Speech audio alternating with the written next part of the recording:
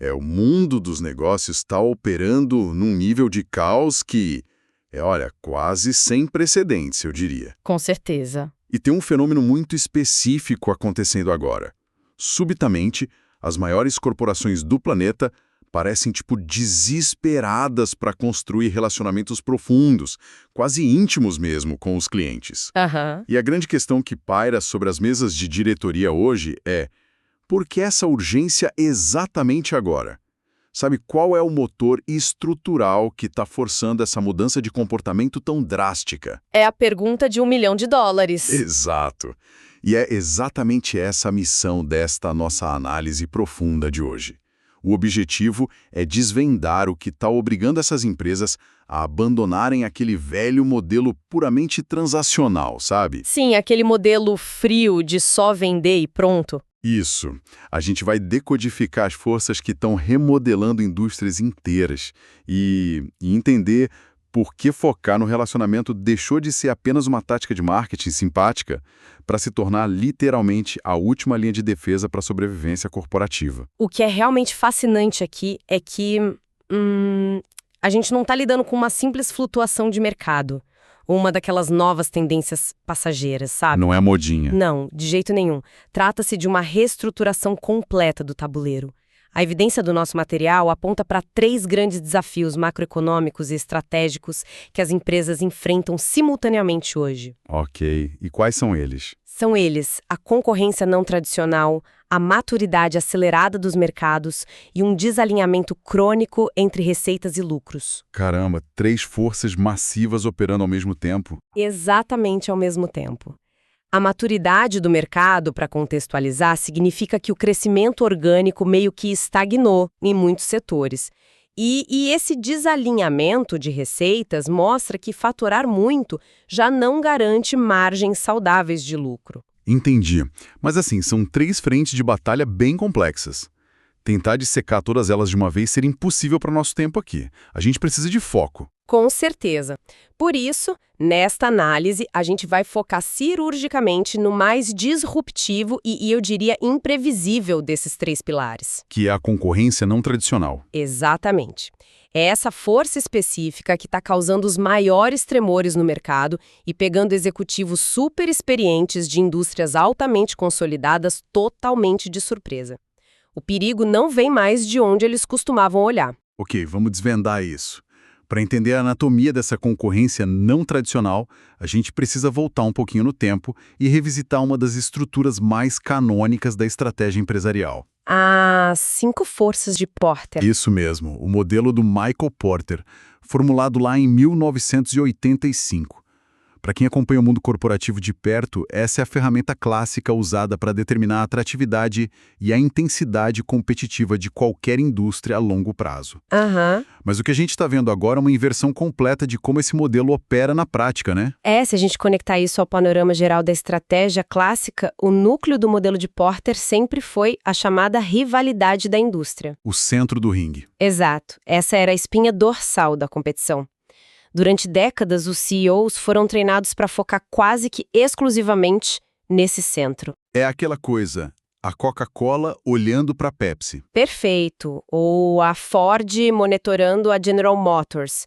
Toda a inteligência de mercado, todos os orçamentos de defesa, tudo isso era direcionado para combater as empresas que faziam exatamente a mesma coisa, disputando o mesmo perfil de consumidor. Com modelos de negócios praticamente idênticos. Isso. Mas a turbulência atual que está, francamente, devastando os mercados não vem desse centro. O executivo que passa o dia inteiro olhando para o concorrente direto, ele está completamente cego para o que realmente vai destruir o negócio dele. Ele está olhando para a direção errada. Exatamente. A ameaça está vindo das bordas do ringue. É das 4 forças periféricas do modelo de Porter que a concorrência não tradicional está emergindo com força total. Não é aquele rival clássico, é alguém que entra no jogo, mudando as regras antes mesmo que a indústria perceba o que está acontecendo. Essa é a grande mudança de paradigma. A primeira dessas forças periféricas é o grupo dos novos entrantes. Certo. A dinâmica básica nos diz que qualquer indústria que apresente alta lucratividade e margens atraentes vai funcionar como um ímã colossal. Natural. atrai quem está de fora. Sim, mas o ponto é, os novos entrantes de hoje não entram para jogar aquele jogo longo e exaustivo de construir infraestrutura do zero, sabe?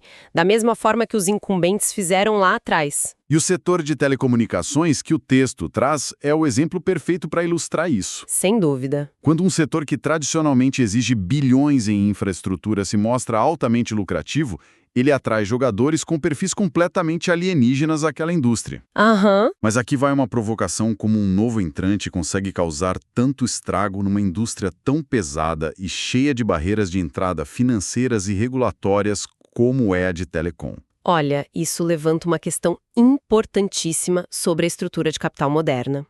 Esses caras são letais justamente porque não carregam a dívida técnica e operacional do passado. A bagagem, né? Exato, a bagagem. Eles entram com estruturas incrivelmente enxutas, overheads mínimos e já são operações nativas digitais. Pensa bem, uma empresa de telecom tradicional carrega milhares de funcionários, manutenção de redes de cobra antigas, Sistemas de cobrança super obsoletos. tudo isso. E o novo entrante? Ele aluga a infraestrutura de terceiros, opera tudo na nuvem e aqui é o golpe de misericórdia, ele foca exclusivamente nos clientes mais lucrativos do setor. Caramba, eles não tentam atender todo mundo? De jeito nenhum. Eles mapeiam onde está a margem mais alta, ignoram os clientes de baixo valor que custam caro para manter e atacam cirurgicamente o filé mignon da indústria. É literalmente um ataque de precisão. Eles deixam a parte complexa, regulada e de baixa margem nas mãos da empresa estabelecida, do incumbente. E levam embora todo o lucro real. Nossa, isso é brutal. Agora, se os novos entrantes agem como atiradores de elite, a segunda força opera mais como um cavalo de Troia. É a ameaça que vem dos fornecedores. Essa é uma virada muito interessante. Sim. E essa dinâmica é fascinante porque a gente está falando daquele parceiro da cadeia de suprimentos em que a empresa confia, que ajuda a construir o produto final e que repentinamente decide se tornar o carrasco. O que a gente observa na mecânica dos fornecedores é uma espécie de despertar estratégico. O material cita o mercado de computadores e laptops, que é um ótimo exemplo. Como funcionava a cadeia tradicional nesse caso? Sempre foi muito clara. O fabricante de componentes foca em fazer processadores, placas, telas ou baterias. E a grande marca pega tudo isso, monta, coloca seu logotipo brilhante e vende ao consumidor final. Capturando uma fatia enorme do valor percebido, claro. O fabricante faz o trabalho pesado de engenharia e a marca fica com a glória e a margem de lucro. Exatamente. Mas chega um momento em que esses fornecedores olham para a indústria de PCs e percebem o nível estratosférico de atratividade e as altas margens que as marcas finais estão operando. Eles começam a fazer as contas. Fazem as contas e percebem que eles já possuem a propriedade intelectual mais valiosa. Eles dominam a manufatura das peças fundamentais. E a barreira para montar o produto final e chegar ao mercado encolheu drasticamente. Então a decisão vira meio que óbvia para eles. Muito óbvia. Eles decidem lançar seus próprios computadores. Eles cortam o intermediário que, ironicamente, era o seu maior cliente e entram na indústria absorvendo grande parte daquela margem que antes deixavam na mesa. Mas espera aí. O que impede a grande marca de simplesmente retaliar? Tipo, mandar um recado e trocar de fornecedor na mesma hora. É aí que a armadilha se fecha de vez. Em muitas dessas indústrias, os componentes são altamente especializados. Mudar de fornecedor não é como trocar de marca de papel no escritório. Não é só assinar outro contrato. Não, exige redesenhar toda a arquitetura do produto. Isso leva anos e custa bilhões. O incumbente fica totalmente refém. E sem opções rápidas de defesa. Sim, porque quando o fornecedor decide competir, ele já entra com uma vantagem de custo insuperável. Afinal, ele fabrica a peça mais cara do zero. A marca estabelecida se vê exprimida. Aqui é que a coisa fica realmente interessante. Nós acabamos de explorar como quem está atrás na cadeia produtiva, os fornecedores, avançam para devorar o negócio. Mas a terceira força vem do lado diametralmente oposto. Exato, o outro extremo da cadeia. É o movimento de integração para trás. onde os compradores, que são os clientes corporativos ou varejistas, decidem que não querem mais apenas distribuir produtos alheios, mas sim fabricá-los. Se a gente analisar o ecossistema do varejo organizado, esse fenômeno é devastador para as marcas tradicionais. Como assim? Historicamente, marcas consagradas de vestuário, o texto cita exemplos como Allen Solly ou Louis Philippe, elas dependiam das grandes redes de varejo para chegar aos consumidores. O varejista era apenas um canal de distribuição, um passador de caixas. Certo. Mas o varejo moderno mudou a dinâmica de poder por causa de um ativo inestimável. Os dados do ponto de venda. Isso, os dados. Essa é a chave. O varejista não precisa mais adivinhar o que o público quer. Ele olha para o próprio sistema e sabe perfeitamente que as camisas de algodão azul no tamanho médio com determinado corte são os itens de maior giro da Louis Philippe. Informação hiperprecisa. Sim. E a partir dessa informação, a estratégia muda radicalmente, né? Perfeito. O varejista pensa, bom, se eu tenho os dados, eu tenho espaço na prateleira e eu já tenho a atenção do consumidor que entra na minha loja, por que diabos eu estou entregando a maior parte da margem de lucro para uma marca nacional? A conta não fecha mais para eles. Não fecha. O resultado é a criação das marcas próprias da loja. Eles encomendam produtos com as mesmíssimas especificações, muitas vezes das mesmas fábricas lá na Ásia, e os colocam em concorrência direta com as marcas consagradas. Dentro do seu próprio ambiente de vendas. Dentro da própria loja, e o incentivo é brutal. A margem de lucro de uma marca própria para o varejista é ordens de grandeza maior do que a simples margem de revenda de uma marca de terceiros. É quase cruel se parar para pensar. O cliente entra na loja porque confia no ambiente e está buscando aquela camisa de grife famosa. Aí o varejista posiciona a sua marca própria, estrategicamente desenhada com a mesma qualidade, mas com um preço ligeiramente mais atraente. Bem ao lado. Na mesma prateleira. Bem ao lado, eles usam o tráfego gerado pela marca famosa para converter a venda para o próprio produto. O cliente corporativo virou o concorrente mais perigoso da marca. E com uma vantagem gigante, ele domina o campo de batalha que é o chão de loja. Domina o espaço físico. Sim. E essa capacidade de atrair consumidores diretamente com seus próprios rótulos dilui completamente o poder de barganha das marcas nacionais. Elas perdem espaço físico de prateleira, perdem controle sobre a precificação e gradualmente perdem a conexão direta com o consumidor final. O que nos leva, inevitavelmente, à quarta força. Que é talvez a mais volátil e imprevisível de todas. A força dos substitutos. Ah, os substitutos. E aqui, a conversa não é sobre roubar uma margenzinha ali ou otimizar a cadeia produtiva. É sobre obsolescência impulsionada pela tecnologia. Essa força reconfigura completamente o que chamamos de utilidade competitiva. Porque quando a gente fala de substitutos, não estamos falando de alguém construindo um produto parecido, né? Estamos falando do surgimento de novas tecnologias que resolvem o mesmo problema do cliente de uma forma tão superior ou tão diferente que o negócio tradicional simplesmente perde a razão de existir. O modelo inteiro se torna irrelevante. O exemplo canônico que observamos nessa análise é novamente o impacto sobre o mercado tradicional de telecomunicações. Vamos voltar para a telecom. Isso. Durante décadas, o modelo de negócios era incontestável. As operadoras construíam a infraestrutura e lucravam cobrando pedágios altíssimos por cada minuto de voz falado e por cada mensagem de texto enviada. SMS custava uma fortuna. Uma fortuna.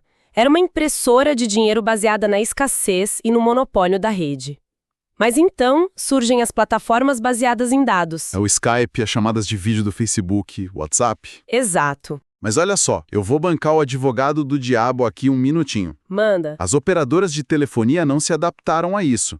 Quer dizer, elas não continuaram lucrando vendendo os planos de dados, o 4G ou 5G, que esses aplicativos precisam para funcionar.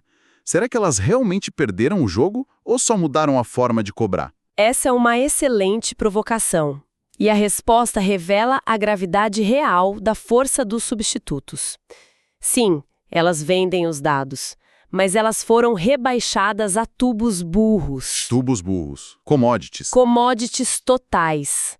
A margem de lucro exorbitante e, mais importante ainda, o valor percebido pelo consumidor, tudo isso foi totalmente subtraído das operadoras e transferido para a camada de aplicativo. A marca que importa agora é o WhatsApp, não a operadora. Exato, o WhatsApp não precisa construir antenas nem manter quilômetros de cabos enterrados.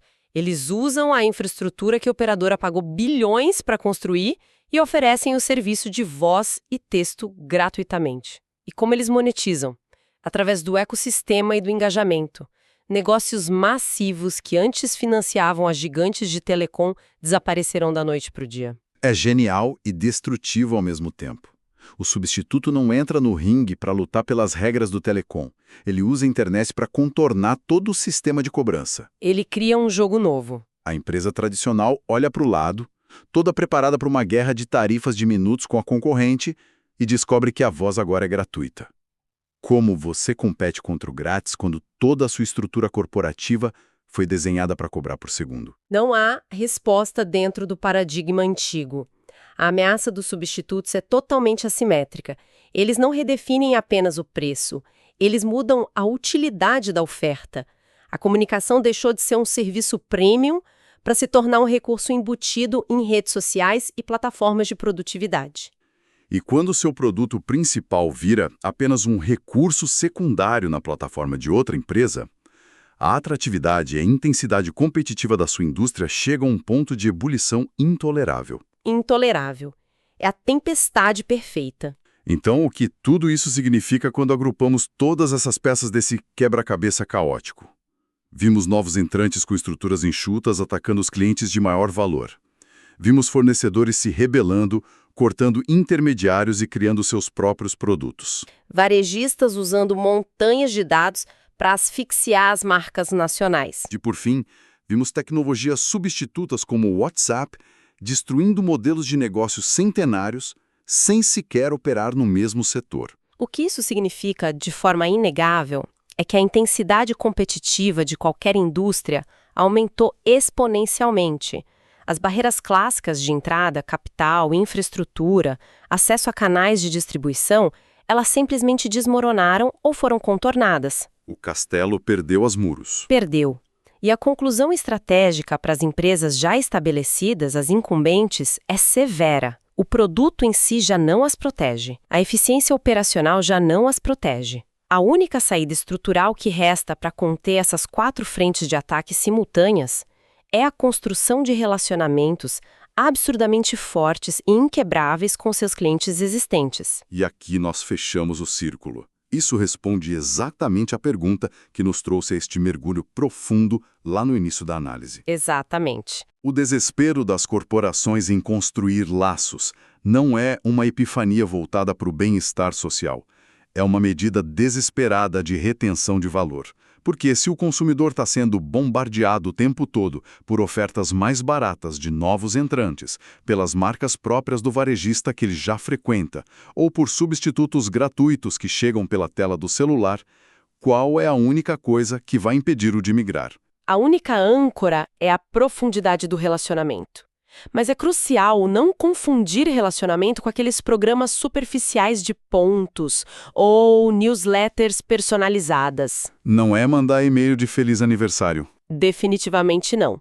Estamos falando de confiança enraizada, de custos de troca psicológicos e operacionais e de criação de um ecossistema onde o cliente se sente tão compreendido e bem atendido que a ideia de procurar uma alternativa mais barata parece um esforço inútil. O substituto pode mudar a tecnologia da noite para o dia, mas nenhum deles pode comprar ou clonar instantaneamente a confiança de longo prazo que uma marca construiu com sua base de usuários. É um ativo construído no tempo.